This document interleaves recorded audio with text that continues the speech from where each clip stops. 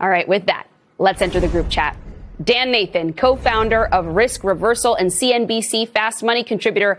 Anthony Fisher, MS Now senior editor and opinion columnist. Basil Smikle, Democratic strategist and former executive director of the New York State Democratic Party. And Ahmed Baba, independent journalist and founder of Ahmed Baba News. It is good to have all of you friends with me here at the table. Good to see all of you guys. So, Anthony, I want to start with you and Trump's approval rating here hitting an all new low. It seems he finds a new basement every couple weeks, it seems. I wonder what you think this means for someone like Darlene Graham, who we're showing there on the screen, who's had his endorsement in this race coming out of this very crowded primary in South Carolina. If you are someone like Graham, is President Trump hurting or helping you right now? Well, there's no question that President Trump's plummeting popularity cannot be helping any Republicans down ballot. But the thing is, South Carolina is kind of a special circumstance. Darlene Graham is kind of a special circumstance. She's the sister of the late Lindsey Graham, who was a staunch Trump loyalist. Even in brief moments where he developed a spine, like right after January 6th, and said, I'm done with this, he came back. So he's demonstrated fealty to the MAGA brand. And Darlene, who's now a senator running for the full term, has already indicated that she will continue that legacy, that she will be a staunch Trump loyalist, that, Team MAGA has nothing to worry about.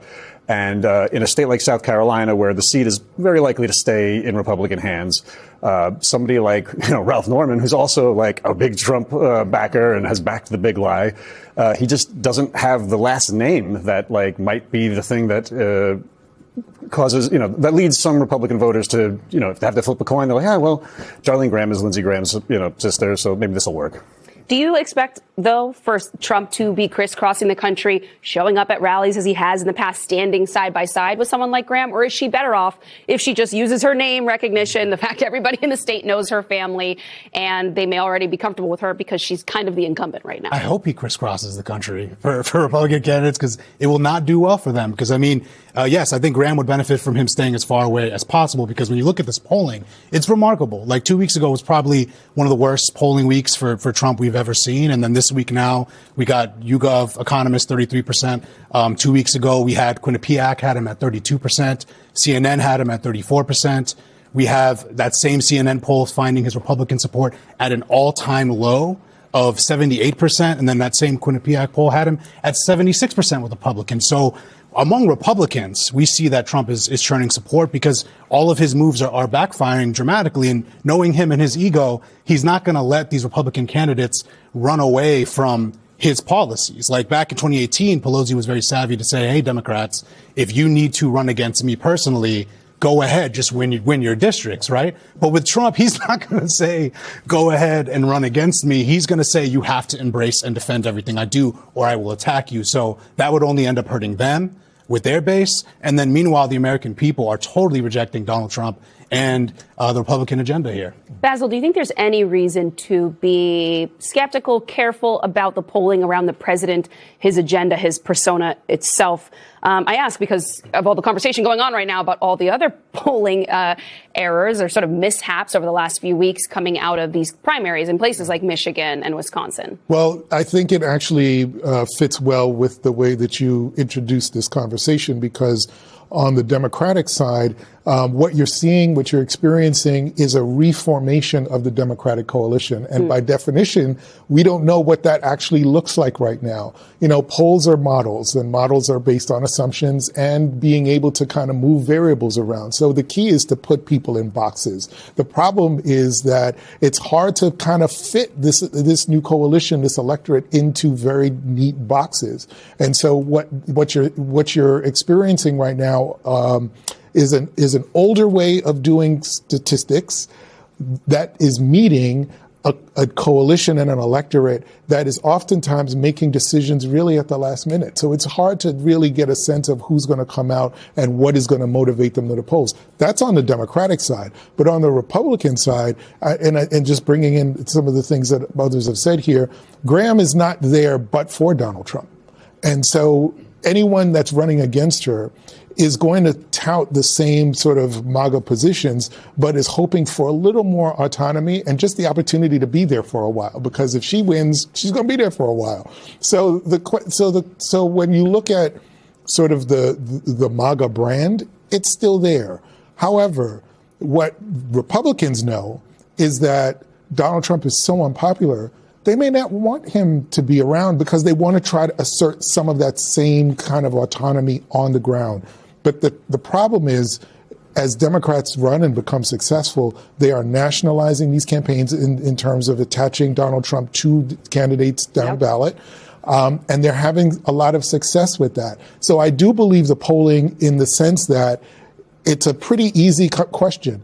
Do you approve of what this guy's doing or not? And people are saying no. That's kind of in terms of boxes, that's an easy box. And I do think, Dan, the one interesting area of departure for Darlene Graham is she's made it very clear that she's not so much like a big Iran hawk. She's not going to be like in the president's ear saying like bomb everybody. She's much more worried about kitchen table issues. And that seems in part to be a reaction to some of the mood in the country right now, that across the political spectrum, people are outraged by not just the costs they're dealing with as a result of this war, although certainly that's a big piece of it, but just sort of the broader story of the American economy, K-shaped economy right now. In this sense, the rich are just running away. Everyone else is getting left behind. Yeah, I guess in South Carolina, she's going to be very malleable, right? So she's going to want to win this primary. And, you know, the contrast between the two of them is not particularly great. And, you know, whoever wins the primary is going to be the senator, right? And that person is going to actually have loyalty to the president. And it doesn't say a whole heck of a lot about the quality of legislators, let's just say, in the Senate, that voters are going to go right in there and vote for this woman. And I don't know, obviously, if she wins or not. But you know, then you have somebody who is literally just there because of the president of the United States, and he's going to have a lot of influence over that. As you and Basil just mentioned, I mean, these low information voters, I don't mean that in a condescending way, but if they're breaking, you know, at the very end, which is what happened, it seems like in Wisconsin, really what it's going to come down to is obviously the economy, which you just mentioned. And that's something that's not going to change a whole heck of a lot over the next, let's call it 11 weeks or so. So at the end of the day, yes, I think that some of these long held sort of political beliefs are one thing, and maybe some elections get decided by that. But at the end of the day, this one is going to be about the economy, which is linked to the war. And it doesn't seem like there's any end in sight for either one of those things right now. You know, with everything that's going on in this environment, I wonder why, Anthony, you think Caroline Leavitt might be getting out of Dodge at this sort of inconvenient time, like announcing this right before the midterms. I've seen speculation, people saying, oh, maybe this is a reaction to finding out that she was left on the decoy plane coming out of the NATO summit. You know, I just wonder what you think it signals. I mean, you know, the thing is, like, Caroline Leavitt's very young, 28, you know, new mother, and it's rare for a woman of in a high position in the Trump administration to leave on their own rather than being asked to leave. So maybe and things were going well for her. The president and her have not fallen out. Never fell out of favor, you know, and was, you know, seemed to be, you know, effective at doing her job, at least in pleasing the boss and serving the messaging of the administration. And, you know, now she's got, you know, a chance to embark on another career. And like you said, as the president's poll numbers continue to plummet, it's a harder thing to defend.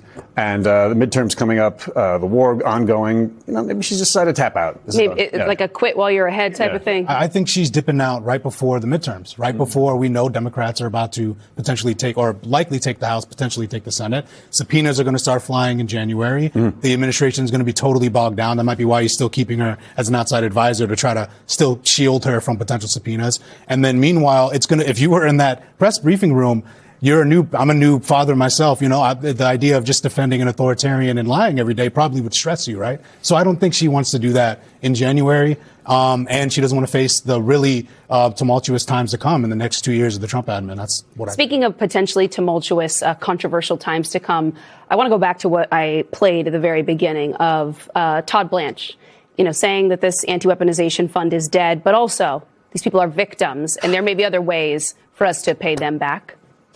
I mean, clearly, I don't think it's dead. I don't think it's dead until Trump is out of office. Like, I think we saw RFK Jr. promise he was going to take a different stance on vaccines. He goes in, does what he wants.